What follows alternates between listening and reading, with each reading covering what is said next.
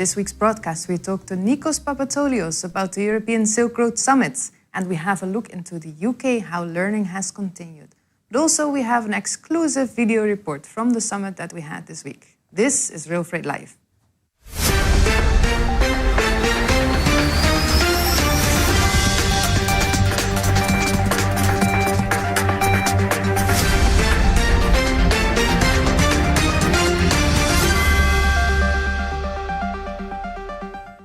It's Friday, 30 November. Good afternoon, everybody. And good afternoon, Nikos. Good afternoon, Mayuri. Good afternoon, everyone. Thank you for having me here. Thank you for joining us. We'll have a talk in a bit. But first, we came out of the European Silk Road Summit this week. It was held on Tuesday and Wednesday, 10 and 11 November. And this two-day international event was all about, as you would guess, the European Silk Road Summit. So what did we discuss? We had interesting sessions about policy making. We saw how European is shaping its policy, but also how how China is doing subsidy decreases, how Russia is increasing its subsidies, and what Europe could do more. We talked about the market developments, we talked about the practice on the ground, and we talked about the route developments. But what was very interesting to see was that we had a parallel session with an event in China. So there was an event in Chengdu taking place on Monday and Tuesday, and we streamed with their live guests, and our live guests were streamed in China. Now, this was a first, and it was a very interesting experience. I would like to ask Nikos, who was live blogging on RailFreight.com, how he experienced the summit. Well, indeed, yes, I was covering live event. I must say that it was a really interesting and intense process at the same time. I think that even though the event was digital this year, we made it pretty fine, I would say. So I saw many people, I saw very interesting presentations, I saw many people interacting with each other and networking. So I think I would describe it as a success. Okay, that's very nice. And if you look back at the content, let's start with that. What would be your main takeaways? Well, my main takeaways would be three key points, I think. First of all, focusing on quality over quantity on transportation, because currently we're only talking about volumes of transportation. Secondly, I would say the imbalance between eastbound and westbound transportation is also important. And finally, maybe the implementation of common policies and measures from all parties concerned in the new Silk Road, not only from China or Russia, but from Europe as well. And this is a very interesting point, I think, and very important to look up to. Yeah, because that was actually one of the points raised on the first day. One of the Chinese speakers mentioned, so what is Europe doing? And precisely. Yeah, that is a perspective we normally don't have, because we look at it from a European perspective, but this year we had that Chinese perspective, so we were also questioned in how we're doing with the new Silk Road. Looking at the speakers, which speaker did you find most interesting? Well, first of all, I must say that all speakers provided very interesting perspectives and insights from their side. But where I focused more, I think it was on the first day, the presentation of Case Vervai. He discussed about the perspective of shippers in the whole new Silk Road supply chains. And I think it's really important because we are most of the time talking about logistics, operators, rail operators, and infrastructure or policy makers. So I think looking at the perspective of shippers can also enable us to take better measurements in order to facilitate rail transportation between the two continents. Yeah, and he also mentioned something about the impact of the pandemic on shippers. Do you remember what he said about that? I think that what he said was mainly that we are talking about RailFreight and rail transportation being shock-proof during the pandemic, but nobody talked about the shippers' perspective, because we saw, for example, trains coming and going from Europe to China, but we never talked about the volumes and the perspective of shippers. So I think that this is something that we should focus more on in the near future. Yeah, okay, very good point.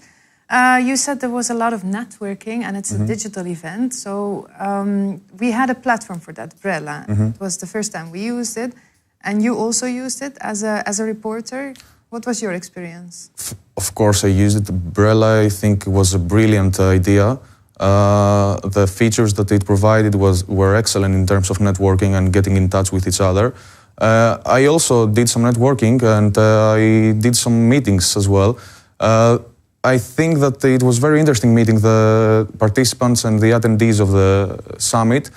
So I think we already had some interesting meetings and some other scheduled for the near future as well. Yeah. And was it easy to approach people without seeing them face to face? I think it was easier for everyone. This anonymity that was provided through the platform made it easier for everyone to contact each other. Yeah, yeah. We actually saw over 250 meetings taking place, so that was astonishing, actually. We had 250 participants, so it looked as if everybody at least had one meeting on this platform. We're very happy with the results, and we do realize we cannot show all of the content, but we promise to release some of the most interesting reports bit by bit on RailFreight Live. So actually, in the end of the show today is one of those items. It's about Liège, but we're first going to go over to the UK because Stuart Cameron, our correspondent, has looked into how learning has continued there. The pandemic has impacted the RailFreight industry a lot, but at the same time, this industry is very eager on continuing education. Let's have a look. A growing industry is like an army. It needs a constant stream of new recruits. And there's one thing new recruits need: training. As key workers, we not only delivered a consistently high level of service, but we exceeded it. And this meant we needed to make sure our people were trained as much as possible. Despite the pandemic, the rail freight industry has continued to sign up new recruits. And for Kerry Talbot at DB Cargo UK, that means making training work, even if the classrooms are closed. At the start of the pandemic, a number of our technical training providers did close, so we were forced to postpone a number of courses. Our apprenticeship programmes and further educations courses and on-the-job learning, albeit socially distanced, were still able to take place though, and that was great because it kept the learners engaged and also give them a bit of normality and something to focus on in such unsettled and challenging times. Due to the pandemic, we were forced into changing how we delivered our programmes. As with a lot of organisations, we're maybe guilty of doing what we've always done in terms of delivery. But the pandemic changed this. We had a number of operational programmes running at the start of the pandemic, alongside over 100 employees on apprenticeships. We did not want them to have a significant break in learning because we know that after a significant break in learning, it's really hard to get that learner re-engaged and sometimes recover that knowledge that they've lost. I've recently had the privilege of delivering some online training to a bunch of students of various ages and backgrounds through the rail freight industry, and they were participating in an NVQ Level 3 in supply chain leadership through the Apprenticeship College, for whom I'm a masterclass trainer. This is Claire Bailey at the Apprenticeship College. She adapted her classroom training for DB Cargo's supply chain professionals to an online setting. What's really interesting is the fact that they've adapted to using online training methods rather than face-to-face, so that they don't miss out on the learning experience during the pandemic.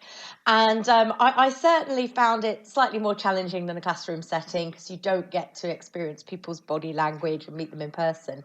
And the trainer has to adapt their style of delivery to that more remote, distanced approach. But all in all, it went really well. And it was just so very reassuring to see motivated people across all ages and spectrums of their professional experience dedicating to improving their knowledge and expertise in the industry, so that when we come out of the pandemic and hopefully things normalised, they will be the next generation of leaders. There may be lasting changes to the training regime. When those next generation leaders are putting their own recruits through their paces, their development will be in the hands of Tilly Allen, a director at the Apprenticeship College. She saw her business rapidly shift to digital and blended delivery. And as Claire and Kerry already pointed out, the learners at DB Cargo and in the industry at large have remained just as engaged. It was really important to the Apprenticeship College that during the pandemic there was no disruption to our learners and the training that we deliver. So we made some really substantial changes to our delivery model. Our team worked really hard to make sure that all of the learning could be carried out through live virtual sessions. So all of our workshops delivered by our trainers and all of our skills coaching sessions delivered by our coaches were all moved to live virtual delivery. Across the whole rail freight sector, the pandemic has put pressure on personnel and resources. Earlier this week, as we've been seeing, a tremendous effort successfully moved the European Silk Road Summit online, proving that the pandemic is not a red light to meeting, developing or training. The circumstances may have been challenging, but, says Tilly Allen, she has seen delegates, learners and trainers rise to the occasion. It has been a huge success. The hard work has really paid off and the feedback that we have had from our learners and clients has been fantastic. It's no mean feat moving training from face-to-face delivery to live virtual delivery, but we managed to do that through really looking into what was available to us in terms of technology. And we are now in a unique position where we are confident through the feedback that we're getting that moving forward, whatever the future may hold, we have the option to deliver through face-to-face, live virtual delivery or a combination of both. Right now, the future holds a combination of optimism and anticipation that one day soon the classrooms will open up again. That's a first-class qualified success for Tilly Allen's Apprenticeship College and for Claire Bailey's online down-the-line students at DB Cargo UK. That's top marks too. Stuart Cameron for RailFreight Live. Yes, Stuart, thank you very much for this always interesting coverage from the UK. And as promised, we're now moving to Liège, where we were actually a few weeks back. Indeed, we went together. Very interesting field trip and very interesting people that we met there. And really nice facilities, I would say. Yeah, where were we? Which location did we visit? We visited the airport of Liège as well as the rail terminal. Yeah. That is working together with the airport. Yeah. And what would be your main conclusion after that trip? I think that the possibilities of that Liège provides in terms of transportation, both in air and rail, are enormous. And I really like the fact that all the modes are working together, cooperation between air and rail. They see it as a collective job in like moving Liège in the center of attention. And I think this is very important. Yeah, it's quite unique as well, because normally it's a big competition. And Liège is special for one other thing, which is the fact that Alibaba is settling there. And they're already building their headquarters. You can see a large empty ground now, but this is soon to come. And according to the speakers there, this is going to increase the pie that they are sharing there. So we had a look there. I hope you enjoy it as well.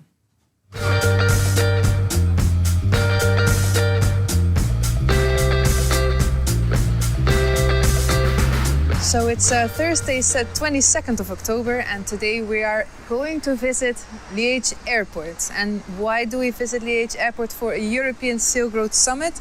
Well, we figured that it's nice to hear something from the airport as well, because they're always competing a little bit, this rail and air. So we want to see what rail means for air freight and what air freight means for rail. I'm about to meet with Bert and with Dongqing, and both gentlemen are working for Liège Airport. And they would actually be speakers of the European Silk Road Summit, but of course we couldn't invite all the speakers to the summit, so we are visiting them today. Let's have a look. Well, Bert, we're sitting in your office here at the Liège Airport. Why is Liège such an important place in the logistics chain? It has some history. Liège actually is an old industrial city.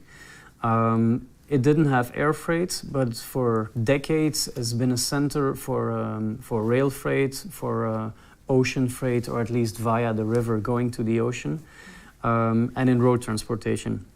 So in the 80s, when the steel industry went down, there was a big reconversion program of the city and of the industry. And at that moment, they used an old military airport to complement their logistics capacities, which are already there. And so this airport came to life to actually be part of the bigger logistics that was already here, and it became a trigger to convert the city and to become again a city which is on the map and got out of this difficult period from the steel decline. Yeah, and how is that balance now between air and the other modalities, rail and? Recently, the airport has got a lot of attention and a lot of wind in the back to grow really fast. Even to the extent that some things which were triggered by the airports, like the China business, now are being spread over the logistics platform of Liège into the rail, into the container business. So it became a trigger for the rest to evolve with us. Yeah. So would you say that there is a good cooperation between all these modalities? Yeah. So there's the port of Liège, which is the third biggest inland port in Europe, and so with them we have a constant cooperation with the operators who do the rail platform or do the container terminals.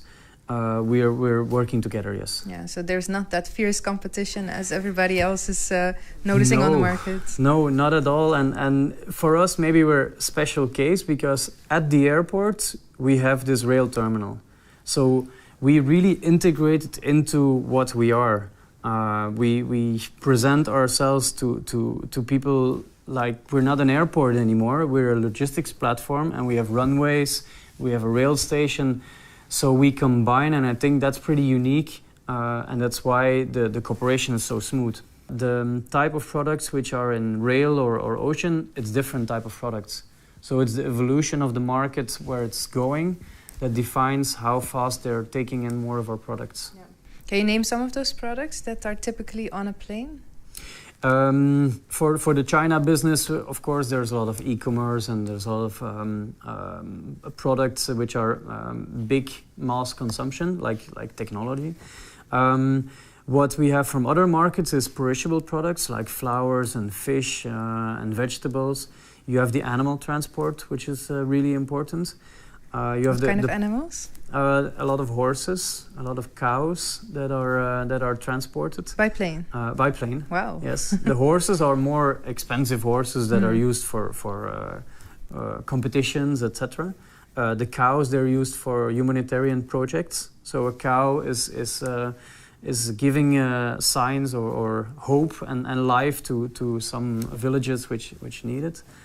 Then there's the automotive, a lot of parts, machinery, etc. So it's a wide variety. And the last is the health-related products, pharmaceuticals. Recently, of course, the masks have all been transported by air. So it's a wide variety. Yeah. But it must be high-value products. Some of our products who used to be in the air has now moved to train from China. But that's mainly triggered by the prices of the air freight than something else. The air freight is getting more expensive, and at a certain moment the price is too much for some products, so they will move to the rail. If this price drops again, they might come back. So it's a balancing game. However, I think structurally the rail is the right solution. There's two types of rail. You have the intercontinental, when I talk about the China train, that has now a mature market. A few years ago, it wasn't. Nowadays, it's a trustable solution. However, the rail solution within Europe is still, according to our feeling and our customers, not up to the point that it could attract more volumes. And why? What needs to happen? The time and the reliability or the predictability of the service. Yeah. And why would you say that it's the right solution then? Because of the environmental impact. It's part of the reason why we treasure the fact that we have this rail port. It's really important, and we're part of making this modal shift. But we're just a piece of the puzzle, and the consumption model we all define together is the real trigger. But if you say the real or right solution, does that mean that on the long term or ideally everything should be on the train, because that would leave these airplanes empty? I don't believe air freight will reduce. I will believe that rail freight is increasing, but no, I don't see product moving out of aircraft. No. That will always be there. It will always be there, but in general, consumption is growing or transport is growing. So I think the rail will have more opportunities in the future, but I don't see air reducing.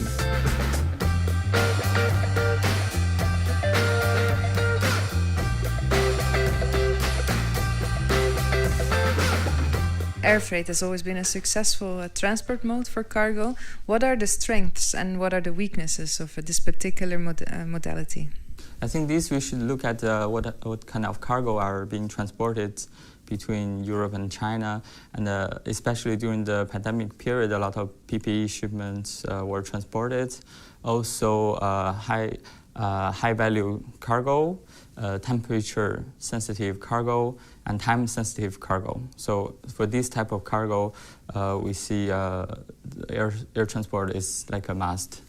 We saw during the pandemic that it was especially in air freight that the prices went up. Why do you think that it was this sector and not in other sectors? Yeah, because you have to see the passenger flight has been grounded, most of the passenger flights.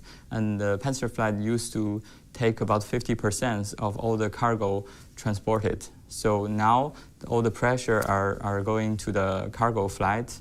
And this only 8% of all the flights are cargo flights, and now they have to transport all the 100% cargoes. So that's why the price goes up so fast. How do you look at the increasing role of rail freight? Well, like we discussed during the pandemic period, when the price is too high for the air cargo and it's completely full, so of course the cargo will shift to another module, which for the rail, for example, it's very steady and good way of transportation. So I think it provides a flexibility and a good alternative compared with the air freight. Yeah. Do you see it as a competition? No, not really. And actually, we are working as a platform, so we offer both air freight and also the terminal, which is very close to the DH airport. It's offering the rail freight service, and within the same location, same warehouse, our logistics partner, they can handle both type of the cargo within the same customs zone. So we see it's actually an alternative and a more flexible option. So definitely no competition to us. But I'm trying to visualize this office with the operators sitting next to each other, some handling rail, some handling air freight. Isn't there this competition among these people that they're all trying to attract the customer for themselves? No, I think some customers or service providers, they handle both shipments.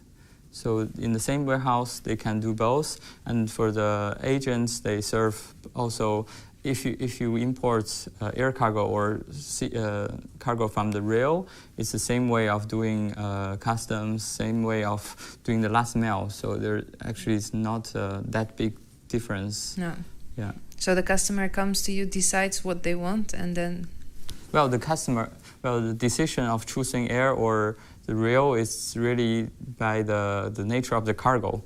As I mentioned, the temperature, demand, the value, and these are the major reasons which way the cargo will go. And of course, customer will choose, and then everything is driven by the market. And how do you assure that all parties get an equal slice of the pie? Yeah, well, we definitely see the markets growing. The cargo exchange between continents are really growing more and more. So, and with the passenger flights still not coming back, we will have enough cargo. And I think both sectors will have more jobs and more volume. And this we don't worry, and we are very confident that we will all have a bigger pie. So it was interesting to see how RailFreight and RailFreight are actually working together on this same area, and logistics operators trying to share the ever-growing logistics pie. It was interesting for us to see how everything works. I think it was a nice story, and let's go back to Rotterdam. Yes, and that brings us to the end of this week's RailFreight Live. We're not having a show next week. Our next show will be on 27 November, so we hope to see you all then. Goodbye.